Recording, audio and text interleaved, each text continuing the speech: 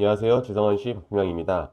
자영업과 사업이 왜 이렇게 어렵고 힘들고 앞으로의 전망이 그렇게 좋지 않은가?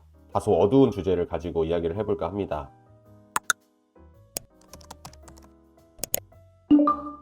평상시에 창업이나 아니면 자영업을 좀 준비하시는 분들께도 도움이 될 만한 영상이라고 생각합니다. 뭐 어려운 점을 이야기한다고 해서 준비하고 있었던 거를 포기하지 마시고 먼저 앞서서 제가 그 길을 간 사람으로서, 그리고 옆에서 그런 것들을 많이 지켜본 사람으로서 가벼운 조언, 이런 것들이 있구나라는 정도의 참고로 생각해 주시면 좋을 것 같습니다. 먼저 사업과 자영업의 차이를 한번 생각해 볼 필요가 있는데요.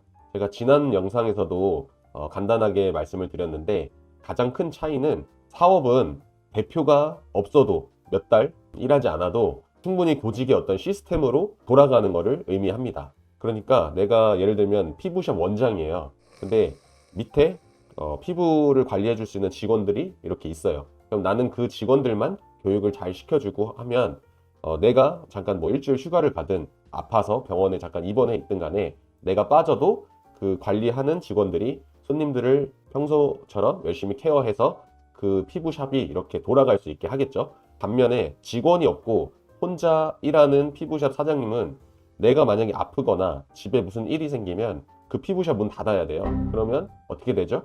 월세를 못 내고 소득이 없고 손님들도 발길이 끊겨서 다른 데로 떠나버리고 이런 차이가 있다는 겁니다. 그러니까 자영업은 사장 본인인 내가 없으면 문을 닫고 그 조직의 시스템으로 운영되는 게 아니라 평상시에는 나 혼자만의 힘으로 움직이고 있었던 거죠. 그래서 내가 사업을 하고 있는지 자영업을 하고 있는지, 혹은 사업을 하려고 하는지 자영업을 하려고 하는지에 대해서 한번 생각해 볼 필요가 있습니다. 그래서 물론 사업까지 너무 큰 길을 가려고 하지 않으신 분들도 있겠죠. 그냥 소소하게 동네 상권 대상으로 해서 뭐 자영업을 해보겠다, 그런 게 꼭 뭐 좋다 나쁘다라는 건 없고, 본인들의 상황이나 어떤 자본금이나 앞으로의 뭐 비전이나 본인들의 연령 뭐 이런 거에 따라서 한번 고려해 보시면 좋을 것 같습니다. 일단 사업에서 고려해야 할 네 가지라는 걸 제가 주제로 잡고 왔는데요. 첫 번째는 돈입니다. 가장 중요한 돈. 그리고 두 번째 아이템, 그다음에 세 번째 사람, 그다음에 건강입니다. 이렇게 네 가지를 말씀을 드릴 거고, 첫 번째 돈부터 한번 말씀을 드려볼게요. 일단 뭔가 사업을 시작하려면 돈이 있어야 되잖아요. 자본금이 있어야 됩니다. 근데 자본금을 어떻게 마련할 것인가? 평상시에 이제 창업 계획이 있으신 분들은 직장을 다니면서 적금이나 뭐 예금, 보험 이런 것들을 조금씩 조금씩 모아 놓으셨을 수도 있고요.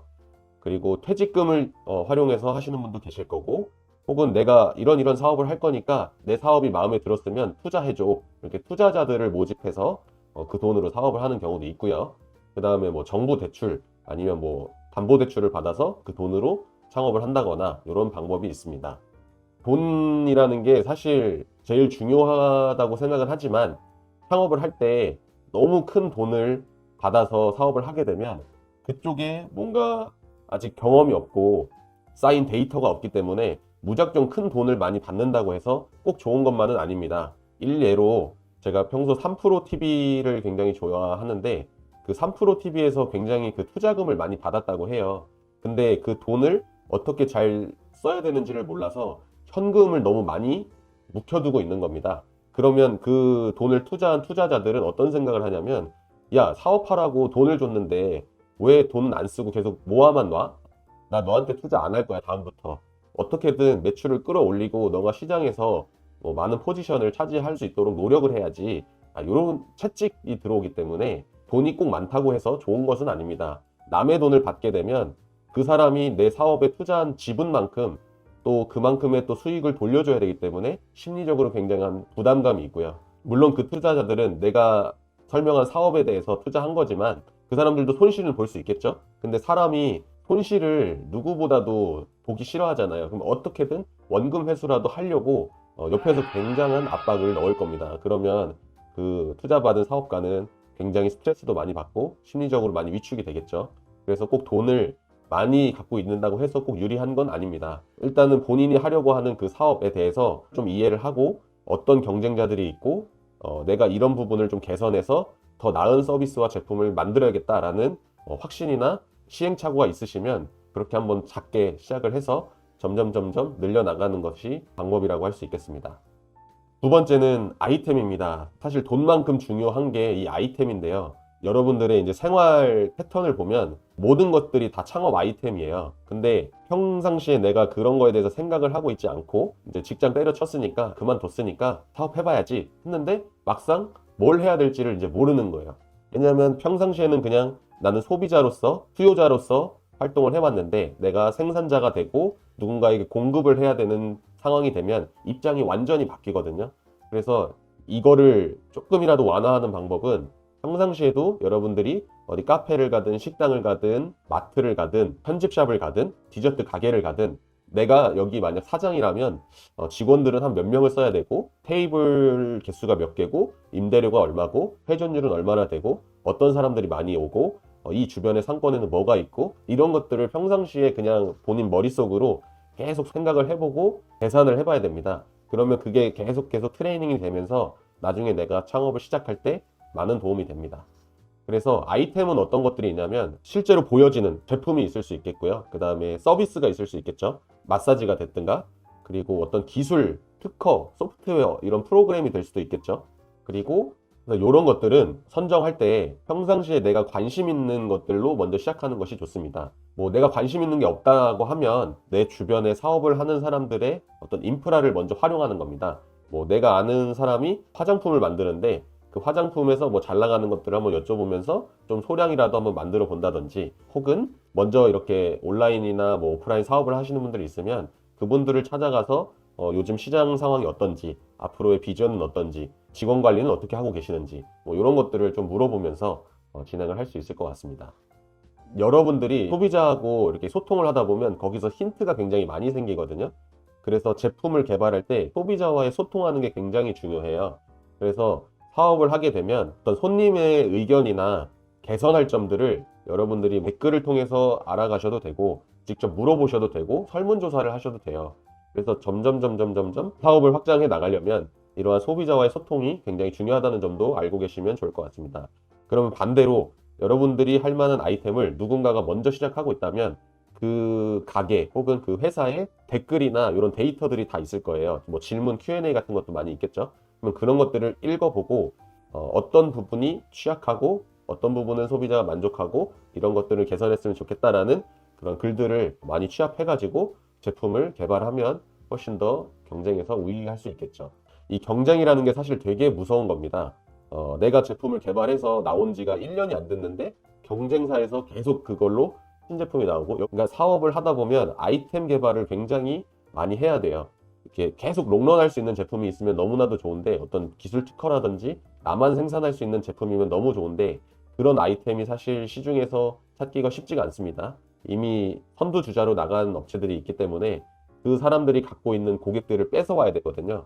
이를테면 지금 쿠팡과 네이버가 이커머스 시장을 거의 장악하고 있는데 갑자기 제가 새로운 이커머스를 하나 만들어 볼래 이렇게 해서 만들면 성공할까요? 이미 그 쿠팡과 네이버의 그 큰 기업들이 갖고 있는 어떤 경쟁력, 그다음에 자본금 이런 것들을 제가 이기려면 어마무시한 조건을 소비자들한테 제공을 해야 되는데 그 돈을 제공할 만한 돈도 없고 인프라가 없기 때문에 그런 것들은 할 수 없겠죠.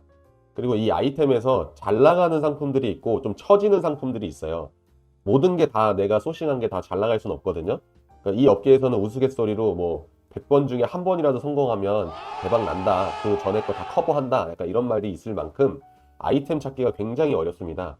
그래서 여러 가지들을 이렇게 한번 구색으로 갖춰가지고 해보고 그 중에서 잘 나가는 거는 재고가 끊기지 않게 계속 관리를 해줘야 됩니다.